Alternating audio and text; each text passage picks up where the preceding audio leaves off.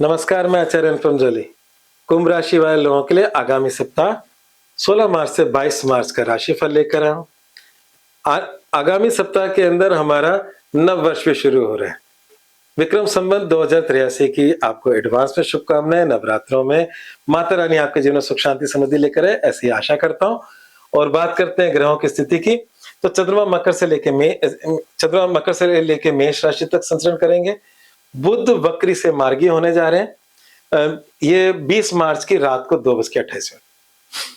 तो ये मोटे मोटे तौर पर है। अब इसमें अच्छी बात क्या है?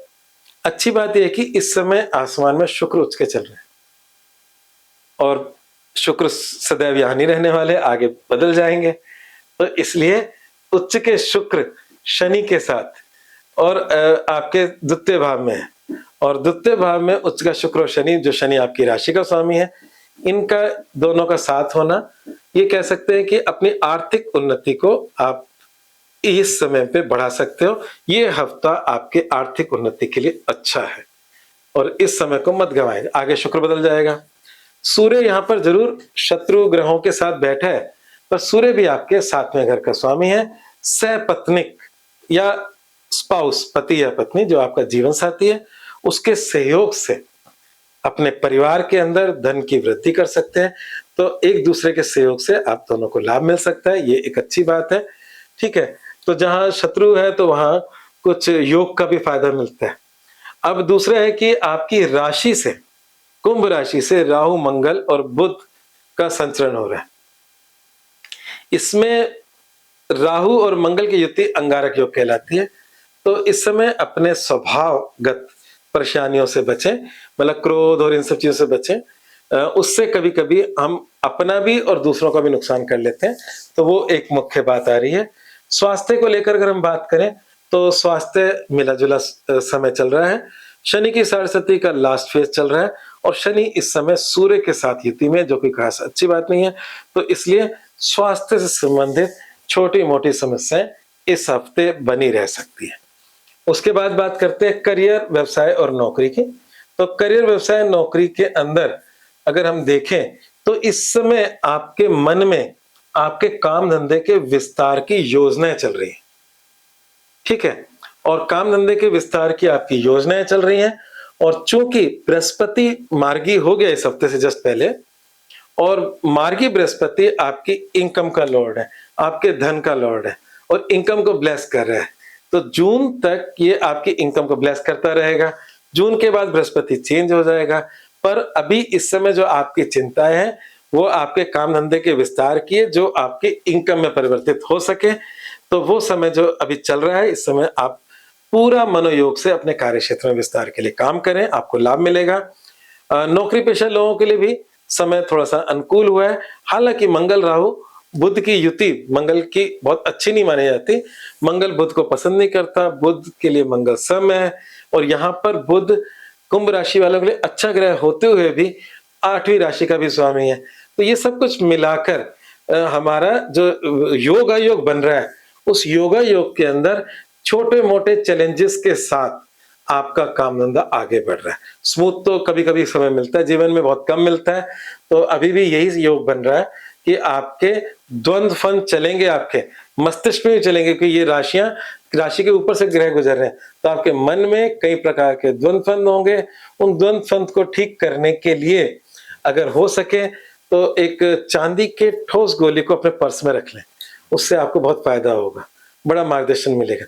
माँ दुर्गा की पूजा करें, उससे आपको मार्गदर्शन मिलेगा और उससे भी चीजें बहुत अच्छे से ठीक होंगी। बाकी अगर हम देखें कि बात करें आपके प्रेम संबंधों की और वैवाहिक जीवन की, तो प्रेम संबंधों के लिहाज से समय चिंताजनक है। हालांकि प्रेम संबंधों का स्वामी बुध अभी मार्गी हो जाएगा सप्ताहांत तक, उसमें चिंताएं थोड़ी कम हो जाएंगी। पर अभी प्रेजेंट में चिंताएं दिख रही हैं और उस चिंताओं में भी जो उसका निपटारा है सप्ताहांत तक कुछ हद तक हो जाएगा। वैवाहिक जीवन में लंबे समय से अड़चनें चल रही हैं। वैवाहिक जीवन में का स्वामी सूर्य है। थोड़ी देर पहले जब मैंने शुरुआत की थी राशिफल का, तो मैंने जीवन साथी का कहा था कि उसके सहयोग से आर्थिक उन्नति हो सकती है, पर उसका सहयोग सही दिशा में हो, मतलब आपके साथ पिछले कुछ समय से अच्छा चल रहा है, ये थोड़ी-सी एक प्रॉब्लम है।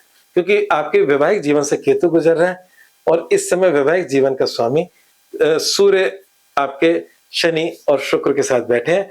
तो इसलिए सूर्य को जितना ठीक करोगे, आपकी सारी चीज़ें सुधरती चली जाएँगी। तो सूर्य के लिए आप ओम घृणी सूर्याय नमः का जाप कर सकते हो, सूर्य को जल चढ़ा सकते हो। सूर्य को जल चढ़ाना बहुत अच्छा होता है।